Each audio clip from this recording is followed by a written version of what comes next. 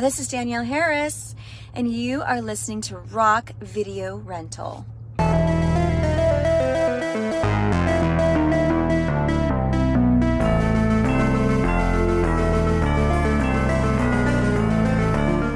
Hey, what's going on, everybody? Welcome to Rock Video Rental. I am Brandon. With me, as always, is Caleb, and we are continuing on with Rocktober Part 6. And today we're going to be talking about Fatal Games. It is from 1983 and is directed by Michael Elliott. The plot is athletes at a sports academy are getting systematically killed by a mysterious javelin thrower. The cast, we got Sally Kirkland as Diane, Lynn Banashek as Annie, Sean Masterson as Phil, Michael O'Leary as Frank, Teal Roberts as Lynn, Melissa Prophet as Nancy, and Spice Williams Crosby as Coach Drew. I have seen this movie, I think, 3 times? Okay. Question mark? It's usually how I started off with how many times I've seen it. I know it's a first time watch for you. That is correct. I think the only format I have this movie on is Betamax. Okay. Man, the first time I watched this, I think I just watched it on YouTube, of all things. I remember it standing out to me because of the ending Okay. and everything that went into that. And it's kind of like, the twists and turns and everything. And it's got a similar style ending as Sleepaway Camp. Yeah, when you had said that before, how this one has a more memorable ending similar to Sleepaway Camp, I think is kind of how you phrased it. It got my wheels turning while the movie was going, and I was just like, oh, I kind of pieced it together a little bit. I had another thing in mind, but I did piece it together before they got there at the end. Yeah. This movie, I it almost feels like it was like a straight to video movie, Okay. or like it was almost like it seems like it was shot on VHS. And maybe it was just the video quality of the one I watched, like,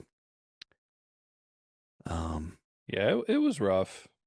yeah, you could tell that it was like remastered, Mm. but because I think it was probably like the Blu-ray version that I saw on Plex. But yeah, some of it's murky and a little hard to make out. The acting in this is pretty brutal. Oh yeah. You got that one guy. I don't. So I can't really figure out the age of these people. Like, are they in their early 20s? Are they I college age? Because they're definitely not high schoolers. And the one dude that throws the javelin looks like he's about 37. And he's always yeah. got the scowl on his face. Yeah, pretty sure they were supposed to be college students, and I would agree with you. I think some of them were supposed to be like teen, but there Hmm. were some of them that were old enough because, I mean, of course, I guess they could have been doing it illegally, but some of them were drinking and everything. Yeah. And so I imagine that at least one or a couple of them were 21. Hmm. So, I mean, when you think about athletes and things like that, typically for women, especially competing at that level, you get a lot of the them at the younger age of like 18, 19. Yeah, especially gymnast. Yeah. They're usually, you know, what is the youngest they can be in the Olympics? Is it like 16, It might be 17, something like that? yeah, it might be 16, 17. Yeah, especially gymnasts. Like they're usually quite a bit younger. Um, and this movie, like, I know you haven't seen it before, but anybody listening to this who's seen a fair amount of slasher movies, this is so similar to Graduation Day, and I never realized it.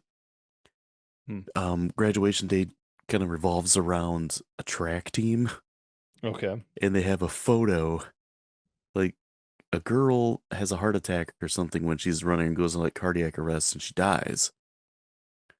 And then somebody starts killing off the rest of the team one by one after that.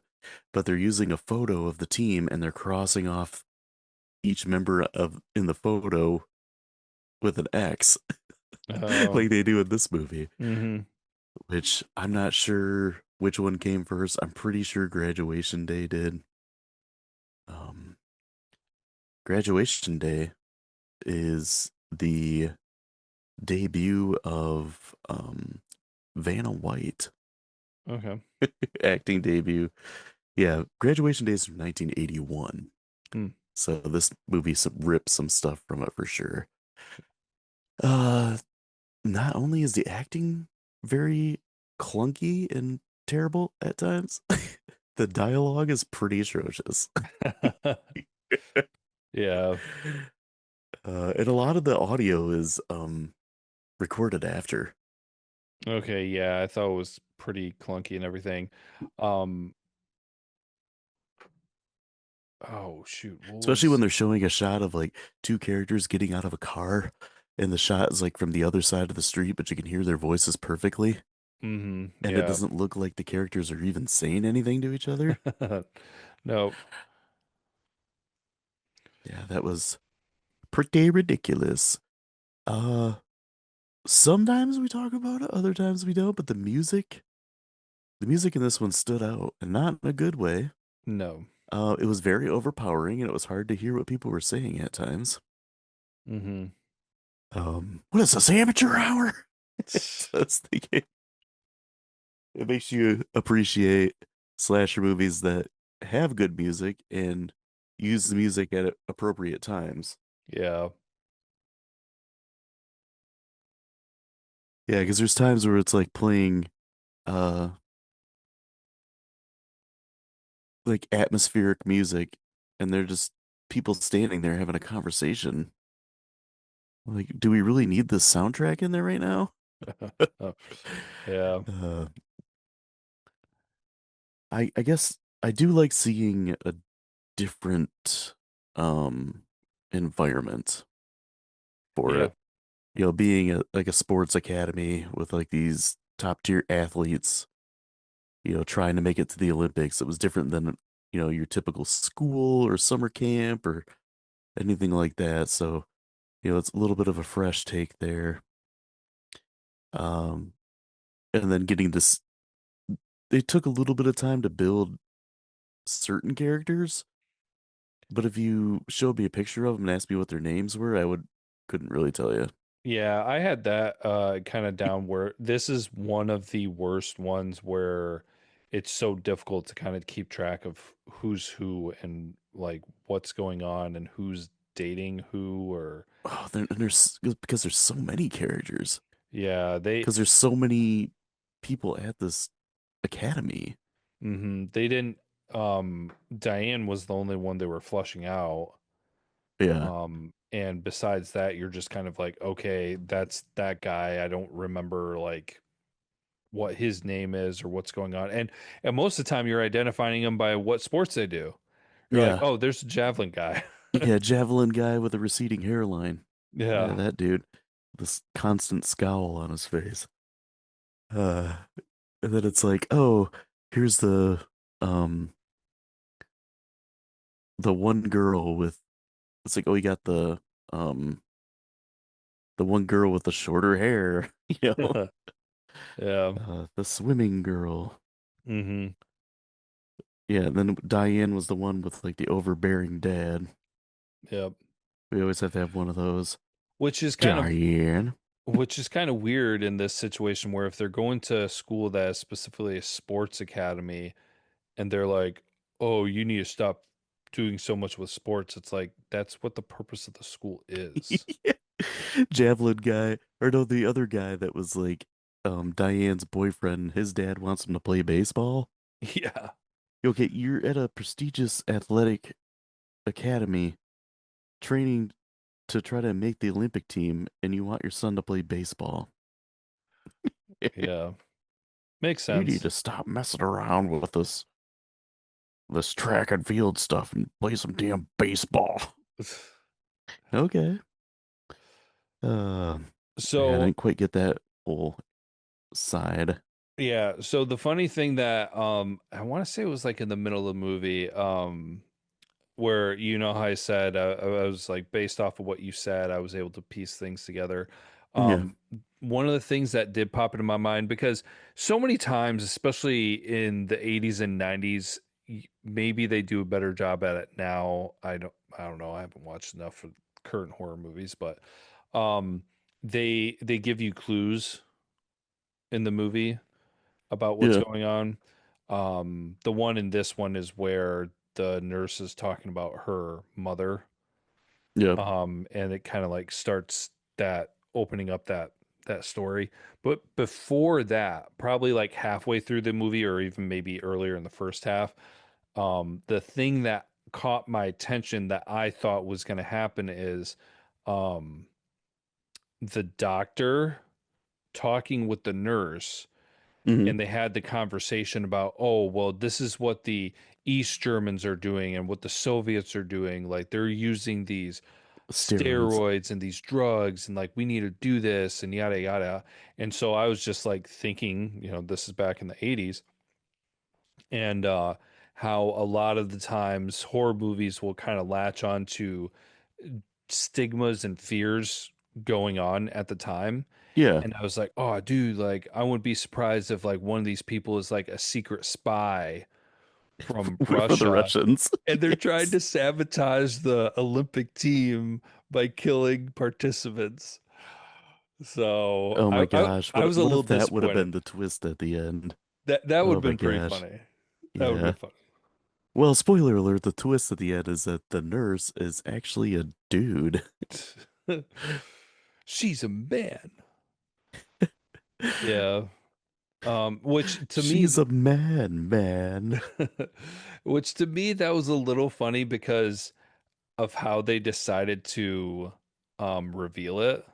Yeah. It's like who no one in their right mind in that situation would keep a newspaper article about that at a public space.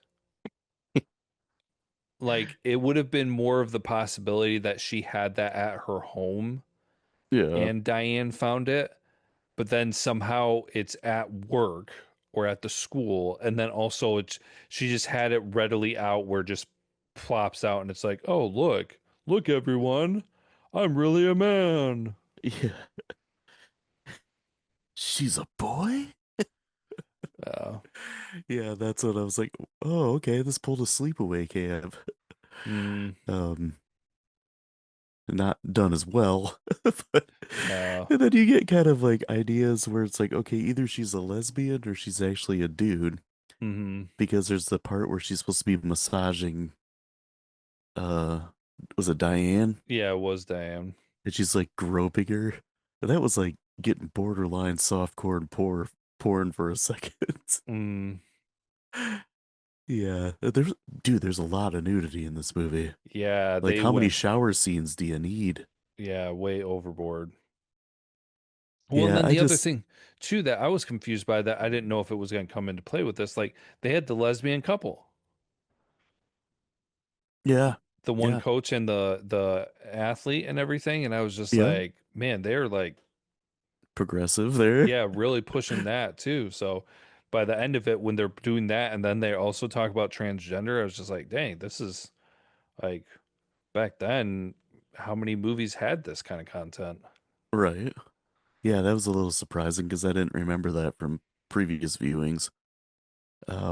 One of the things I had down as bad is this like I love it's like as a heterosexual man, I like naked women as much as the next guy, but it gets to the point where it just becomes repetitive.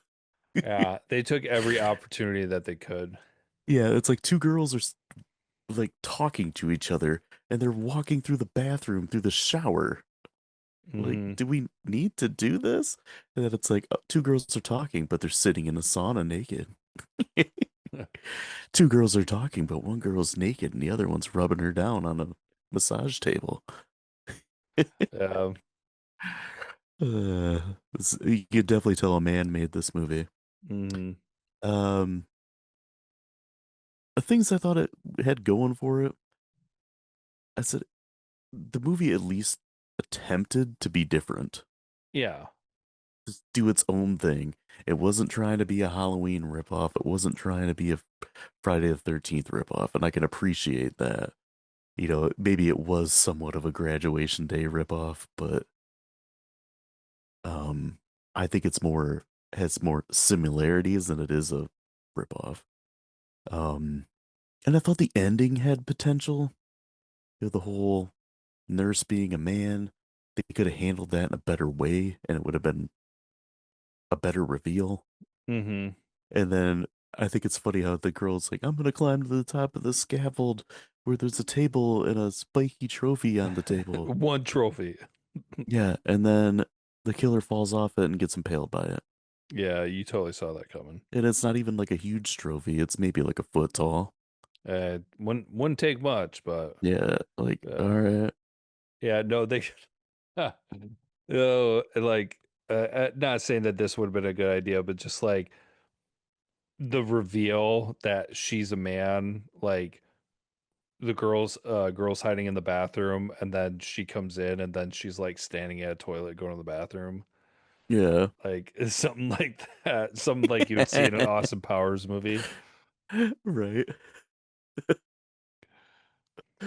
Uh, and that's no woman. It's a man, man. Einhorn is a man. Einhorn is Finkel. Finkel is Einhorn. Einhorn is a man.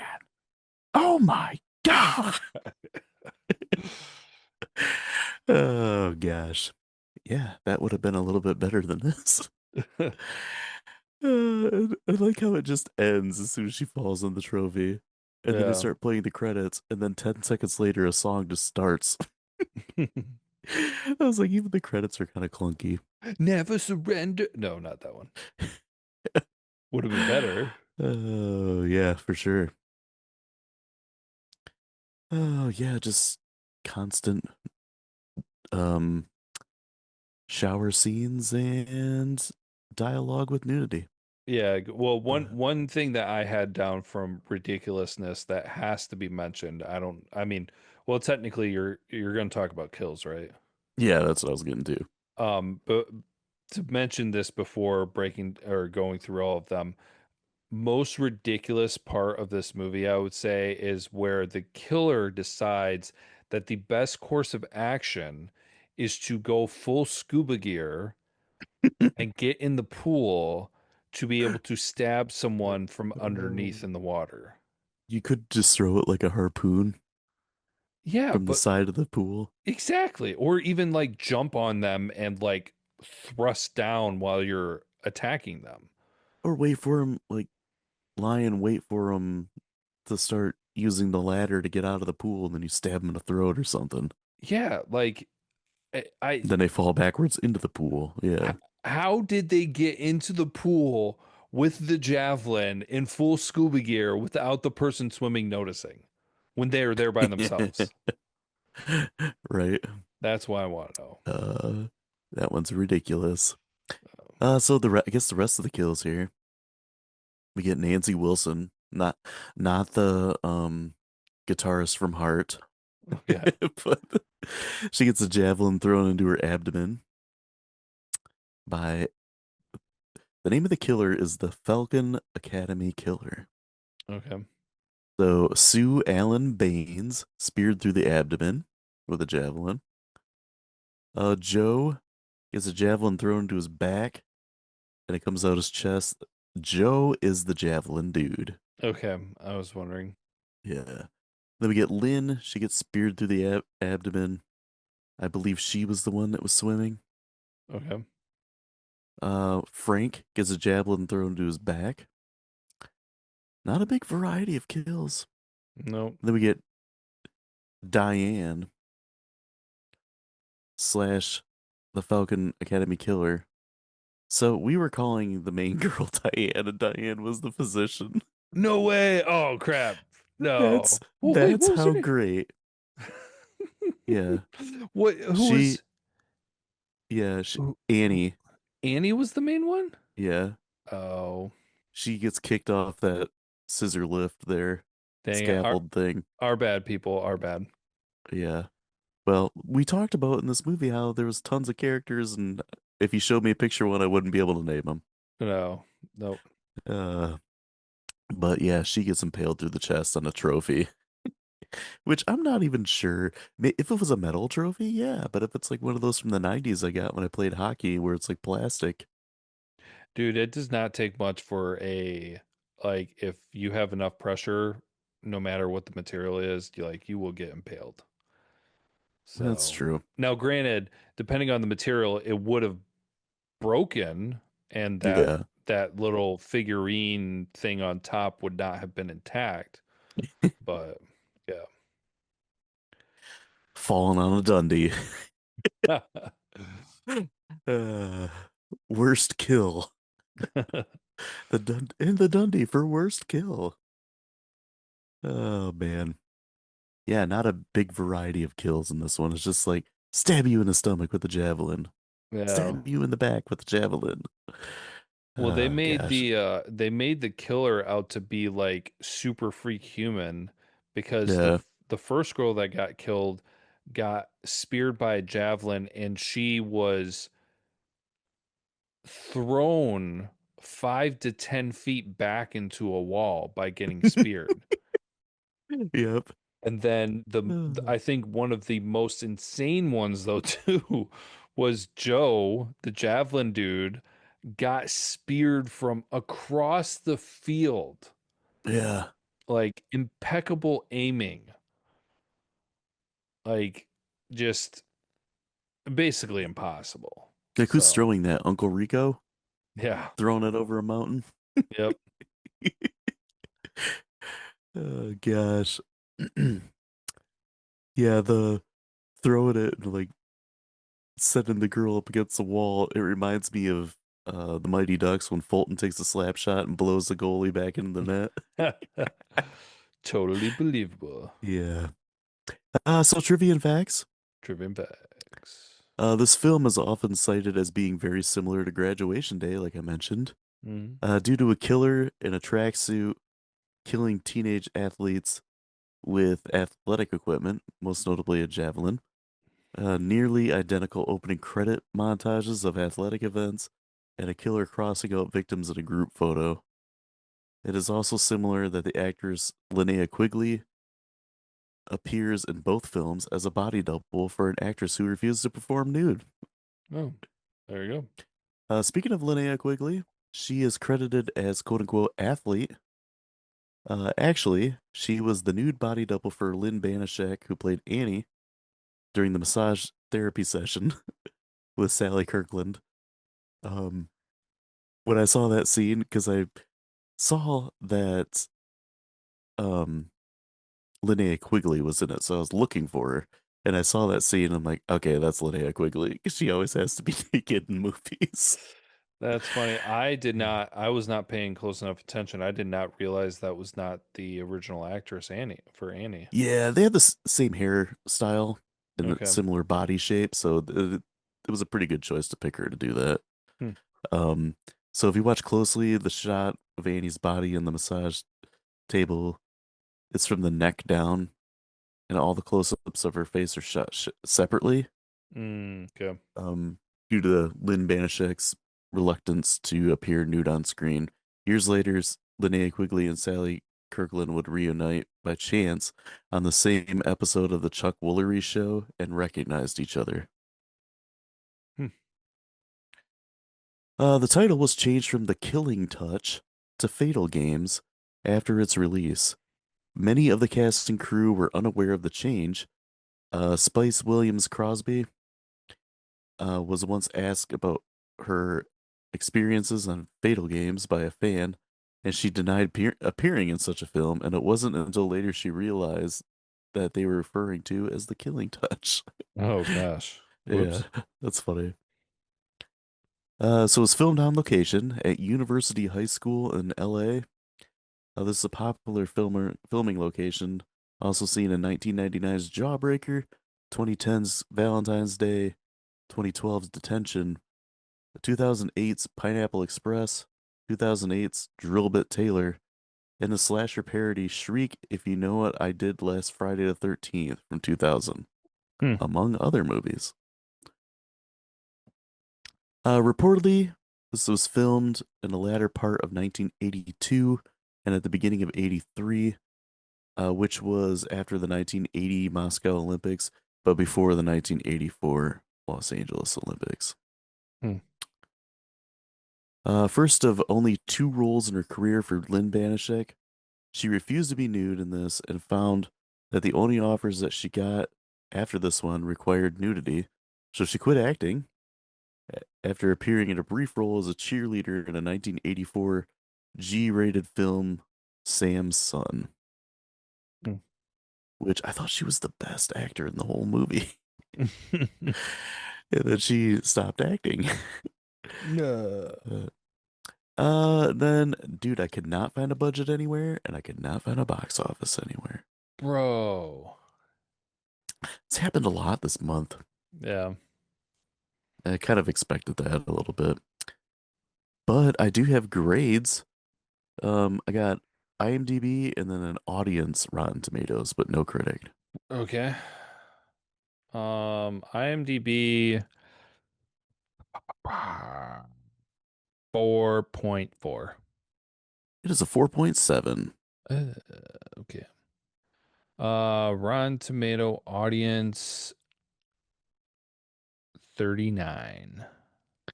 10%. Ooh, wow. Okay. Yeah. I'll let you go.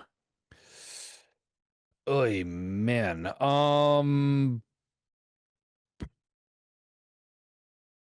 I think that this is near the middle of the road.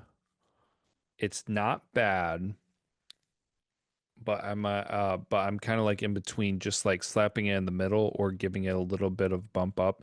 And I think with how I agree with you that this is a little bit more of a unique take on things. It's not out there copying a lot of things. It's got different stuff. I mean, the murder weapon is javelin. Like Yeah. I know that has been used for individual kills in some other movies, but like that is the weapon in this. Hmm. So it's a little bit different. Also, like the ending, they were trying things, they were doing things.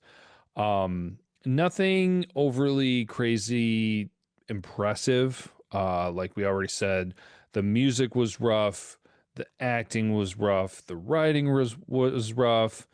There wasn't a lot that really excelled in this, but it wasn't a total bomb. I feel pretty comfortable giving it a 3 out of 5 because of some of those originality things that they did, some of the things that they were doing that not a lot of other movies were doing at the time. I mean, they talked about with their twist with having a transgender killer and then a throwing in the lesbian couple in there, just kind of like some surprising things that were a little bit more outside the box at the time and everything. So, credit for doing different stuff. Definitely can't overlook all the other clunkiness though. So, 3 out of 5 is where I land. Rock. That's where I land as well. Um, yeah, like I said, I've seen it more than once. Uh, and I've said multiple times during this month that I tend to appreciate slasher movies that try something different. Mm-hmm. Whether it's bad or not, like at least you're trying to like bring something else to the subgenre. Yeah, And I appreciate the setting in this, using the javelin as the weapon. I wish they would have done some more interesting stuff with the javelin. Didn't even like throw it through anybody's head or anything, true. which is a little surprising. Mm-hmm. Um, yeah, I thought there could have been more fun stuff done with that, but maybe it was budgetary restraints. And imagine if like they had Tom Savini doing the special effects for this movie. Yeah. We would have got some fun stuff like that. Mm. Yeah, the progressive stuff, like having a transgender killer and then having the same sex couple. That's kind of interesting thing, especially for 1983, 84. So, yeah, I think a 3 is solid enough. I mean, because the dialogue's clunky, most of the acting's pretty bad. And then just even the audio and some of the camera work and the music is overpowering. But I think a 3 out of 5 is pretty solid. Rock.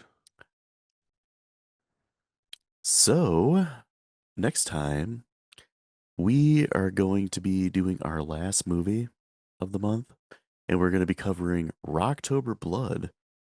I figured we had to because we call this Rocktober. And I can't believe this was the last one I added, and I can't believe I didn't think about it until we started preparing for the month. And I'm like, we need to throw Rocktober Blood in here, so I added an extra episode. But um, if you guys are liking the show, please subscribe and share. You can find us on social media. Check out our YouTube and TikTok. Go to our website. I got a whole bunch of movie reviews in blog form, mostly all horror. So I've been doing that for like, I don't even know how many years. So there's tons of content there. Go check that out. Come back next time. We're going to be covering Rocktober Blood. And until then, as always, be kind and rewind.